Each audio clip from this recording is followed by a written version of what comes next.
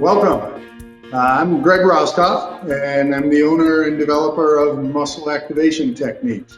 Thank you for being here today. Today, we're going to talk about the term muscle activation. And what does muscle activation basically mean to us, to you as a practitioner?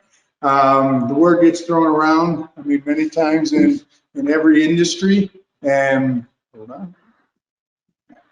And it's really a question. So, I mean, we have a technique called muscle activation techniques, and I think it means something to us as practitioners that might be a little different than what people are looking at in the health and rehab side of it.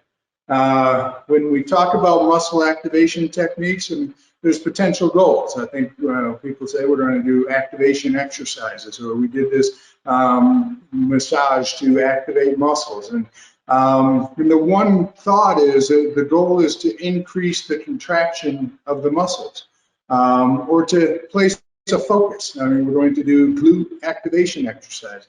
So we're going to place a focus on the muscles. But the question is are we actually activating a weak muscle group?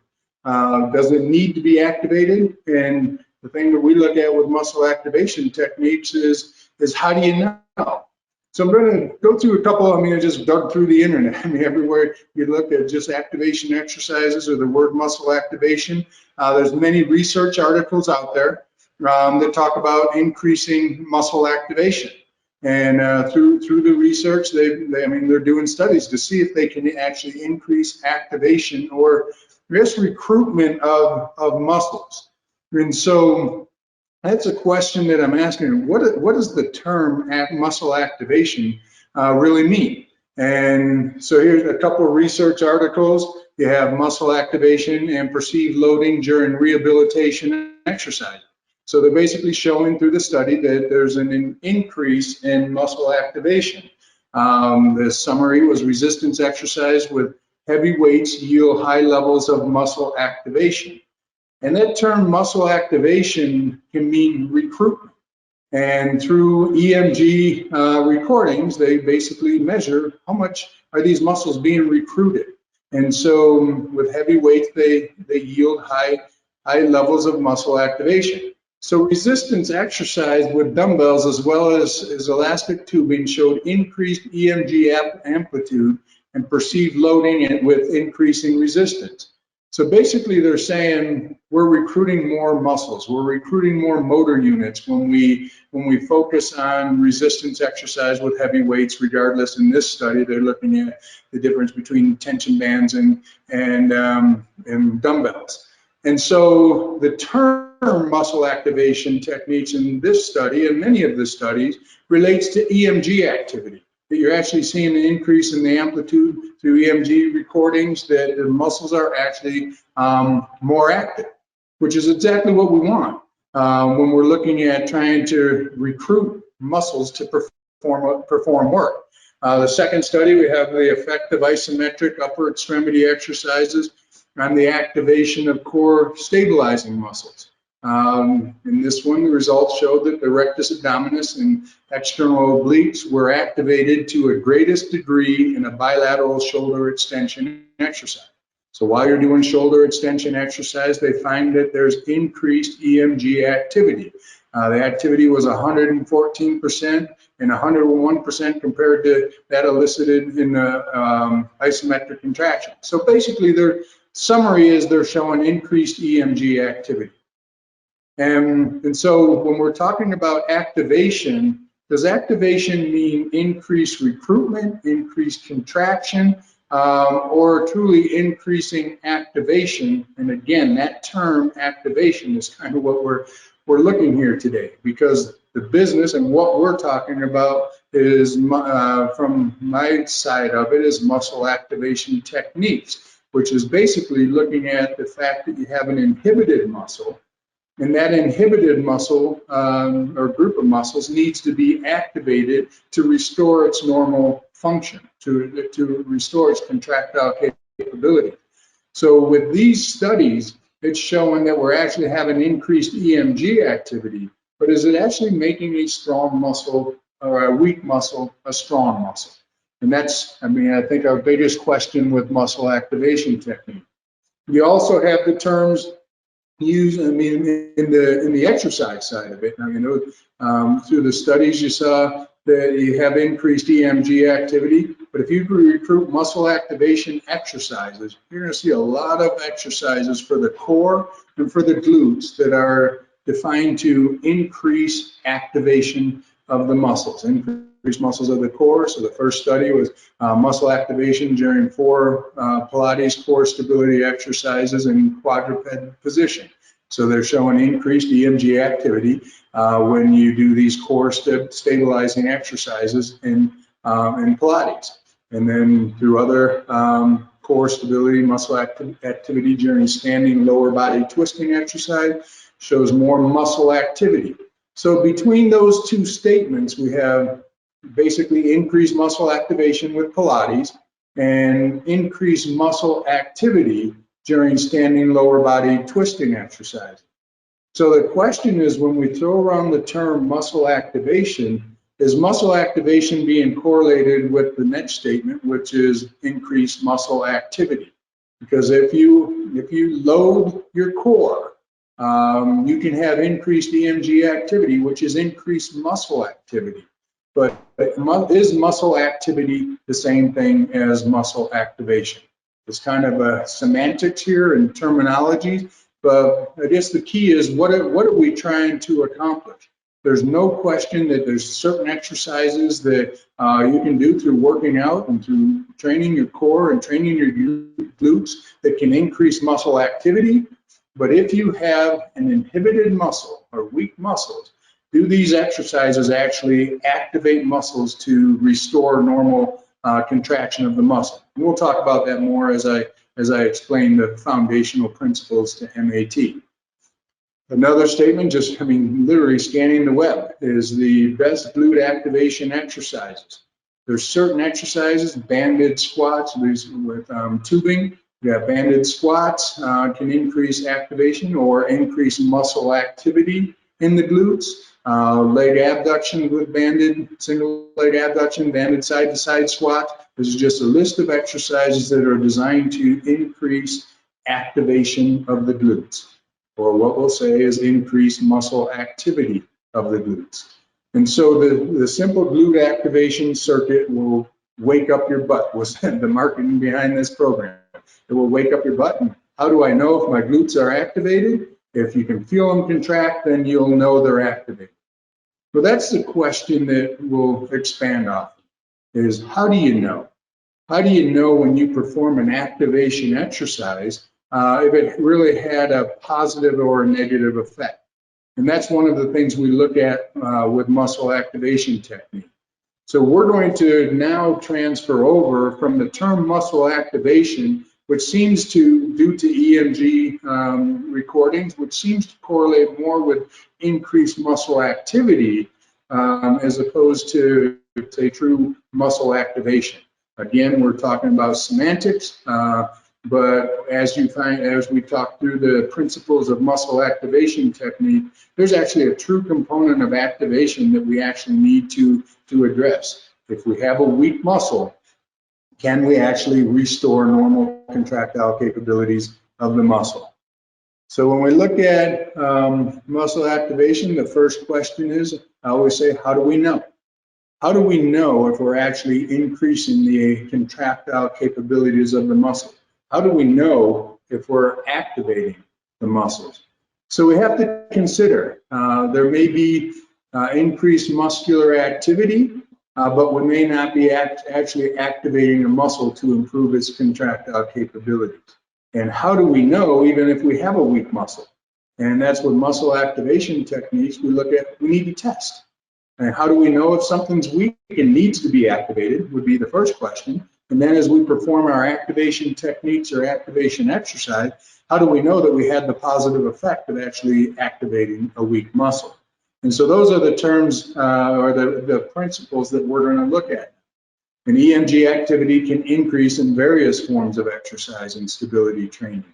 If you think about stability training, one of the principles that I talk about with muscle activation techniques is what's the first thing you do when you walk on ice? You tighten up as a protective mechanism. And if they did EMG activity, you think about we walk out in the middle of the winter. I grew up in Buffalo, and you walk out in the middle of winter on a slippery, icy sidewalks, and everything tightens up and protects.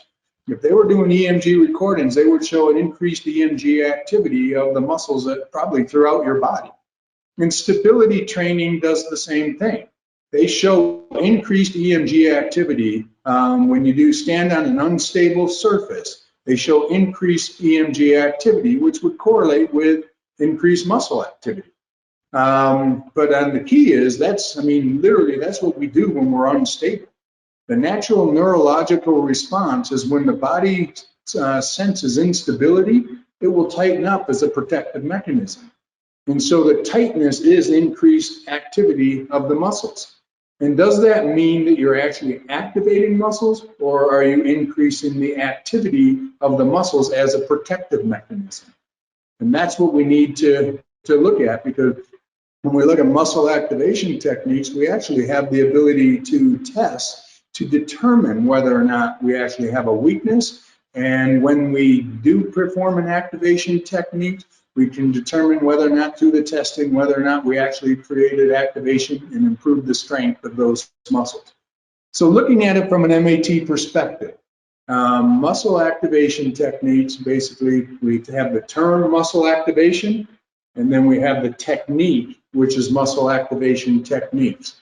And through muscle activation techniques, we recognize that whenever you have stress, trauma, or overuse, the resultant inflammation alters the communication between the nervous system and the muscle system. So the inflammation alters the communication between the nervous system and the muscle system, so the muscles just can't fire the way they're designed to fire. And when they can't fire the way they're designed to fire, they can't do their job to stabilize joints and protect you from injury. So it's like having loose battery cables. The nervous system sends the information, it's like it just doesn't get to the muscles. The muscles can't contract efficiently, so they can't do their job to stabilize joints. And when muscles can't contract efficiently, when you have altered communication, i.e. loose battery cables, the muscles, when they can't contract efficiently, they can't shorten effectively. And when they can't shorten effectively, due to reciprocal inhibition, the opposite muscles tighten up. So you go back to the idea of walking on ice. We walk on, the first thing we do when we walk on ice is we tighten up as a protective mechanism. So again, I'll say when the natural neurological response is when the body senses instability, it tightens up as a protective mechanism. So when the body senses muscle weakness, when the muscles can't fully contract and they can't shorten effectively, the opposite muscles tighten up as a protective mechanism, because that shortened position of the muscle is the most vulnerable position. So the extremes of range of motion are where the problems show up. So when we're testing muscles through muscle activation technique, we don't test the muscles in mid-range to see if they can contract efficiently or they can withstand a force. We take them into its most shortened position. And in that shortened position, if muscles can't contract efficiently, a low-level amount of force will override and create and demonstrate a muscle weakness through manual muscle testing.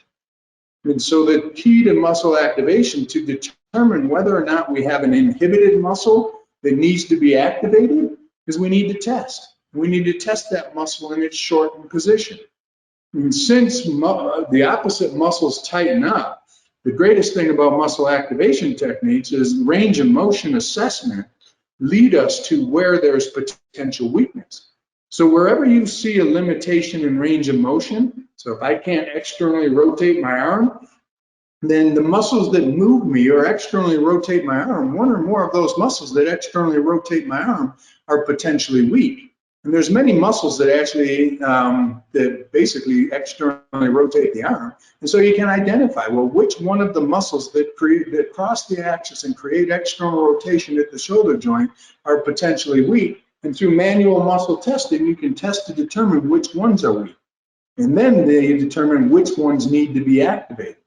So there's actually a checks and balance component to say, I can do glute exercises to try and activate the glutes, but how do we even know the glutes need to be activated?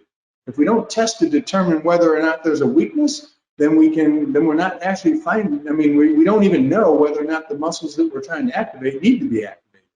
And with muscle activation techniques, we can break it down into all of the isolated parts. If you have a limitation in range of motion, it means that one or more of the muscles that cross the axis that perform that motion are potentially weak. And then we have the ability to test and determine which ones are weak. The ones that are weak are the ones that we want to create or perform our activation techniques on. And so that's really the key, is having a checks and balances to know what needs to be activated, and if we perform an activation technique, how do we know that they were activated? So when you have stress, trauma, or overuse, that resultant inflammation alters the communication, which creates a weakness in the associated muscles. And then once you determine the weaknesses through manual muscle testing, that's when you can test, and you've tested, determine the weakness, then you can perform an activation technique, and then you can determine, did I actually have a positive effect? Through my activation techniques, is that muscle now strong? So we look at it in that state, and really how is muscle activation techniques different? Is because we have the ability to test. If you think, I said, whenever you have stress, trauma, or overuse, that resultant inflammation alters the communication. So it's like having loose battery cables. Well, every muscle in the body has its own set of battery cables.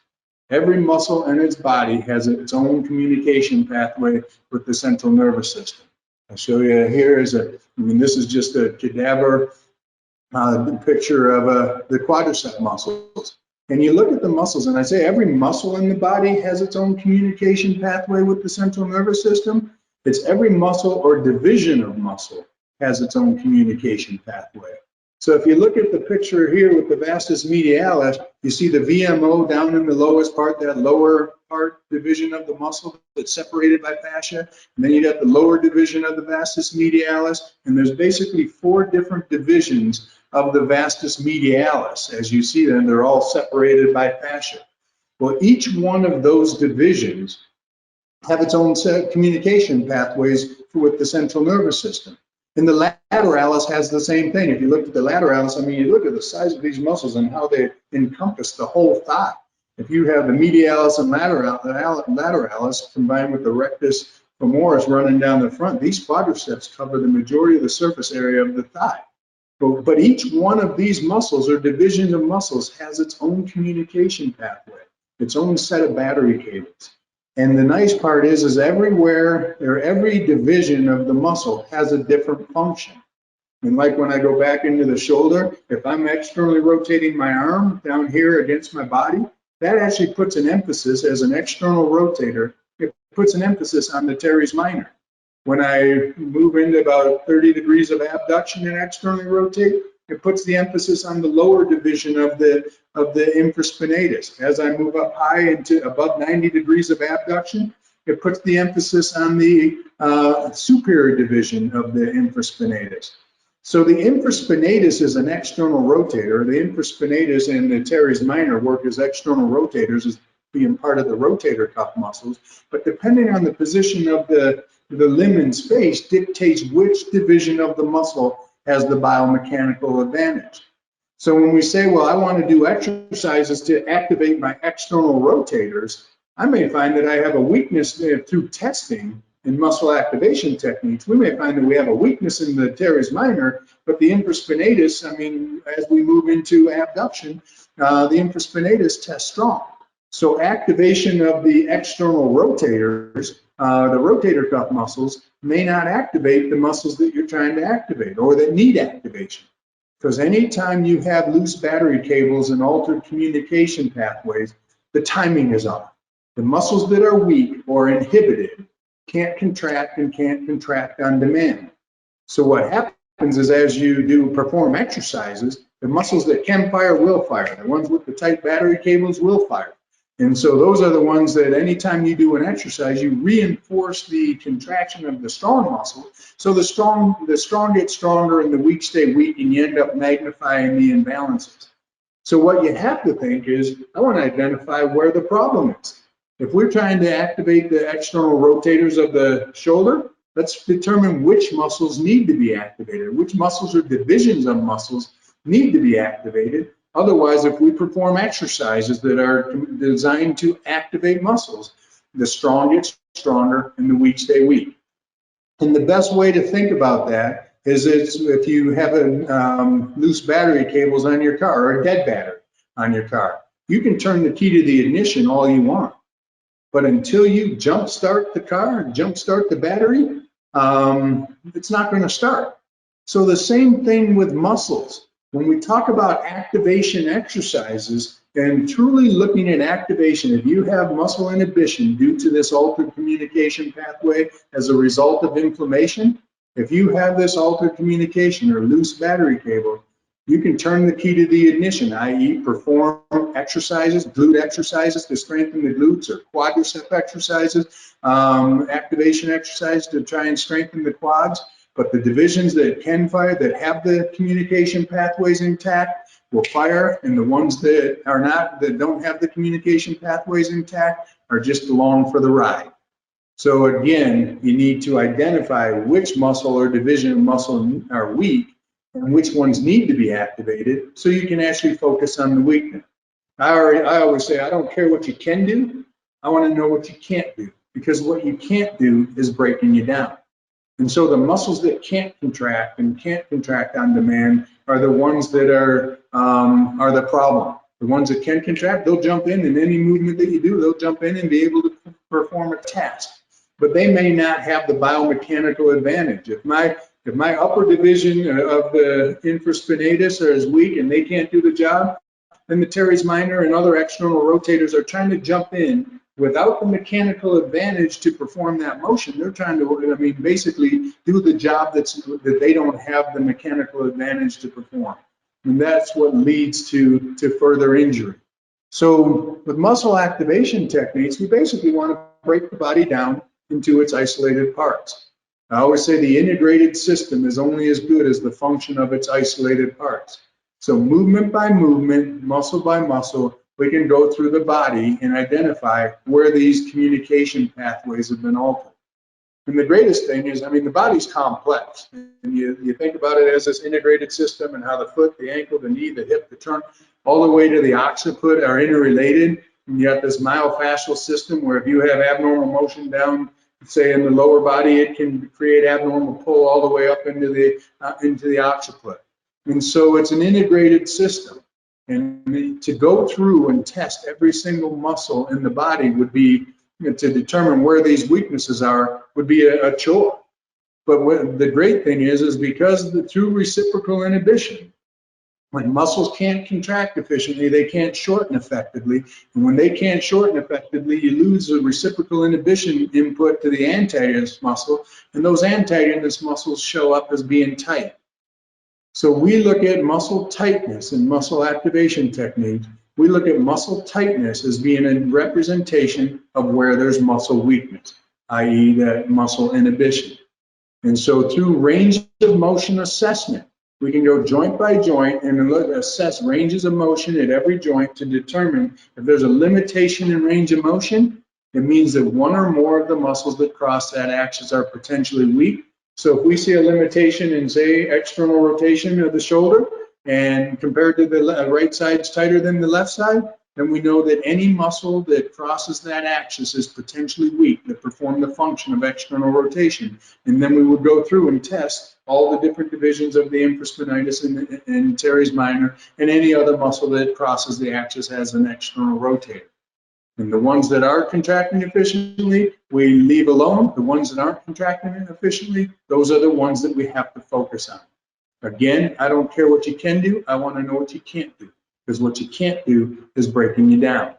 And when you have muscle weakness, the first sign of muscle weakness is protective tightening, where the antagonist muscles tighten up. And the second sign, if you keep putting force on the body, or on those muscles, and the body can't tolerate those forces, it shouts out in pain saying, fix the problem. There's a problem, I have a weakness here, and if you can't tolerate forces, then tightness is the first sign of this weakness, and pain is the second. And so we look at that, we look at where there's limitations in range of motion will lead us to what muscles potentially need to be activated. And the testing is the key. So like I said, if you have a dead battery on your car, you can turn the key to the ignition all you want. But if you don't get those muscles activated first, or I'm sorry, if you don't jumpstart the car first, you can't drive it. Well, muscles are the same way. If that battery's dying, the more you try and turn it, it's just going to drain the battery and it won't start. On the other side, you have to jumpstart the muscle the same way you jumpstart the car. Get the muscles activated, then follow it up with corrective exercise. The same way you jumpstart the battery on your car and then you drive it, it reinforces it. Once you jumpstart and improve the communication between the nervous system and the muscle system, then you can perform the activation exercises that would stimulate the muscles and recruit muscle that relate to the particular movement. So again, you want to increase muscle activity, but you have to jumpstart the muscle first. Tighten battery cables, improve the communication between the nervous system and the muscle system. So we look at this from a muscle activation technique standpoint, and we use the term muscle activation. It's a different term than, it means something different than just increasing EMG activity or increasing muscle activity. It's actually saying that we need to identify where there's these altered communication pathways, test those muscles in the shortened position, determine where the weaknesses are, and through manual palpation stimulation technique or isometric contractions in the shortened position, we can then reactivate those muscles. Once we activate those muscles, we can follow it up with exercise. So when you think of the extremes of range of motion, and a couple of those studies, they talked about how you can increase when you're doing shoulder flexion or horizontal adduction, increasing core activity or muscle activity. Many of the exercises we do to strengthen the core are with the core in its neutral position. And if you monitor EMG activity with the core in its neutral position, you'll show as you're doing training, you'll show there's an increase in EMG activity as you work to stabilize the core in its neutral position. But the key is we don't function in neutral. We function, we bend over to pick up our child, we swing a golf club, we function and we move through the extremes of range of motion. And when muscles can't contract efficiently, we lose the ability to move through the extremes of range of motion. And that's the key, is we have to teach the body, for true muscle activation, we have to teach the body and the muscles to be able to contract through their full range of motion. And since the shortened position of one muscle is the lengthened position of another muscle, the extremes of range of motion is where we put our focus for muscle activation. If you can increase the ability for a muscle to contract, let's go back to our external rotators.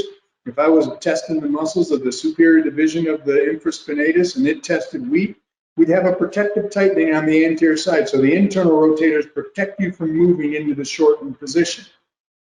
And so once you get the muscle activated, all of a sudden it can shorten. Now it can contract more efficiently, it can shorten more effectively, and the tight muscles relax. So you can improve range of motion and improve mobility by activating the muscle, but the muscles have to be tested and stimulated to increase motion into the shortened position. And that's the key. We're not thinking about neutral. We're thinking about the body's got to be able to move. And no matter where we move in space, we have to be able to move through the extremes of range of motion. Structure dictates function, but it's the function of the muscles that dictate whether or not the structure can move through its full range of motion. So if we have increased EMG activity performing movements in a neutral position, that's completely different than being able to have the muscles activated so they can actually fully rotate, fully flex, fully side bend, and move you through the extremes of range of motion under control. If people are limited in motion in any one of those ranges, it means that one or more of the muscles that move you in that position are potentially weak and they need to be activated. But the only way that you can activate them and know what needs to be activated is you have to be able to test. And through muscle activation techniques, we actually have 276 muscles on each side of the body that we're able to test to identify for potential muscle weakness, and then we're able to activate through manual palpation or isometric contractions in order to get the muscles activated. That's a lot to be accountable for. But true muscle in order to really activate muscles, you have to know what you're trying to accomplish. Is there a muscle weakness? Does it need to be activated? And after you perform your activation techniques, did you actually get the desired effect? Can that muscle contract in its shortened range? If it can contract in its shortened range, the protective tightening on the opposite side will go away. So that's the key with muscle activation technique.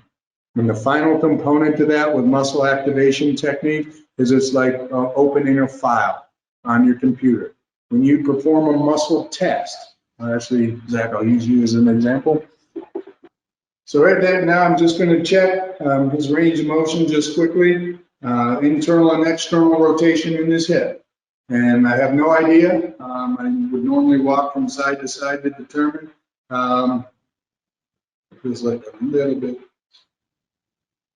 Feel any difference on that? External? Yeah. So on external rotation, he feels a little bit tighter. So remember, wherever you see a limitation in range of motion, it's telling you that one or more of the muscles that cross the axis for external rotation right now at the hip are potentially weak.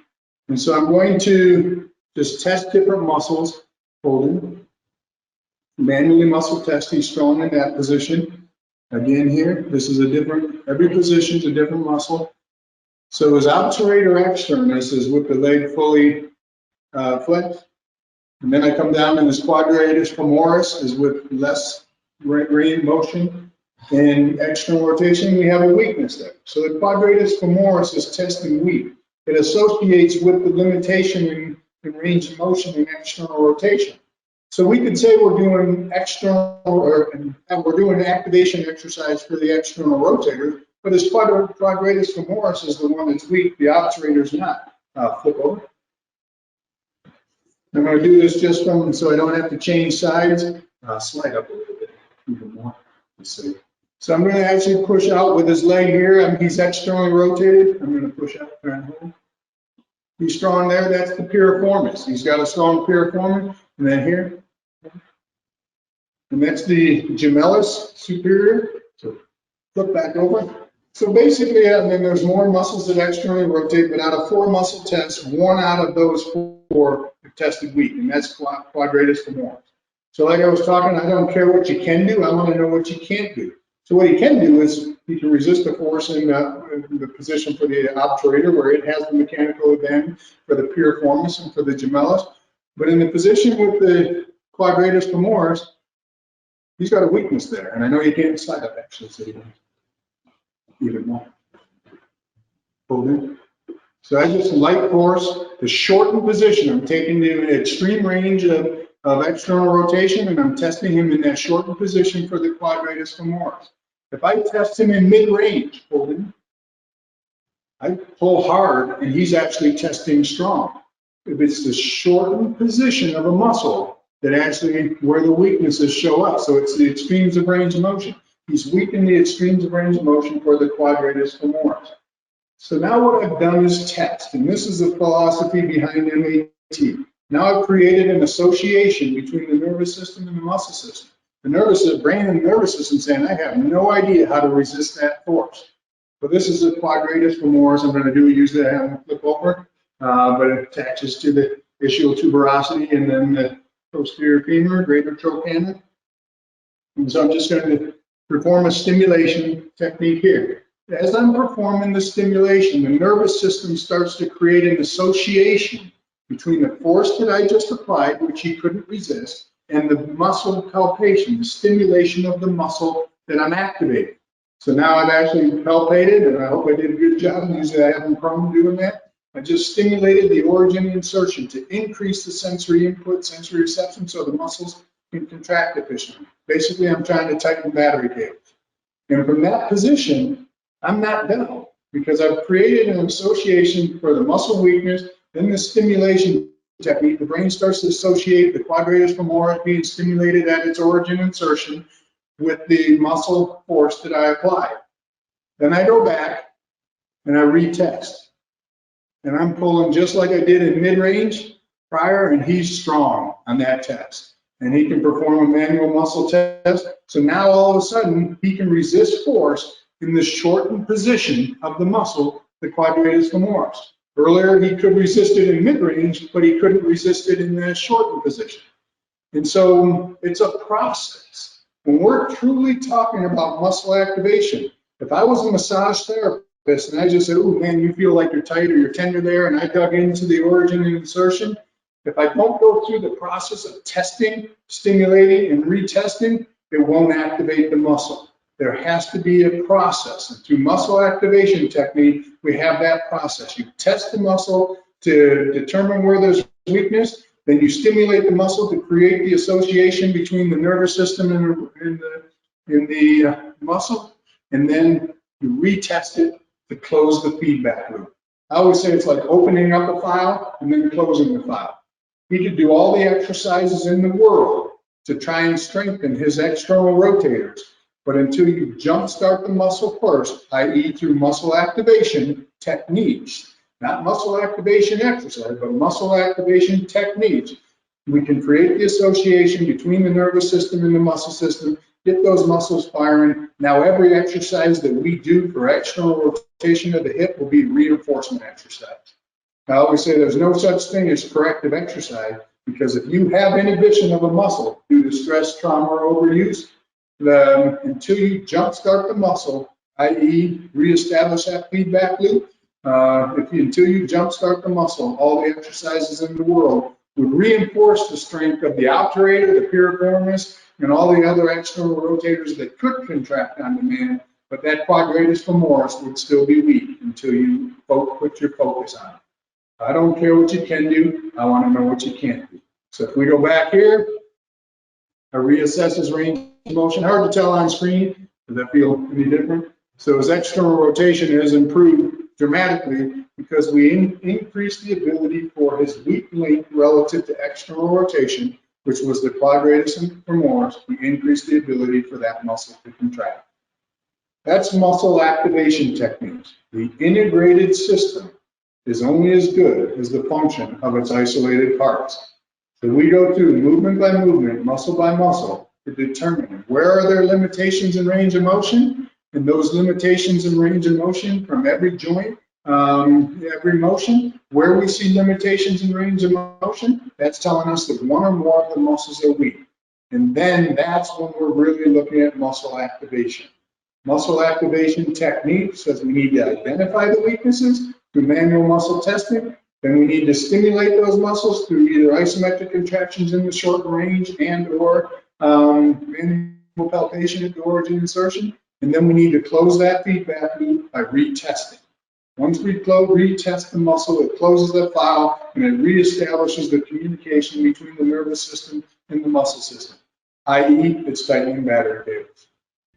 So thank you for being here. That's the principles and foundation to muscle activation techniques, and kind of differentiating what muscle activation, how the term muscle activation can be used generally, and how specific we can be when we're actually looking at what is true muscle weakness and what is true muscle activation.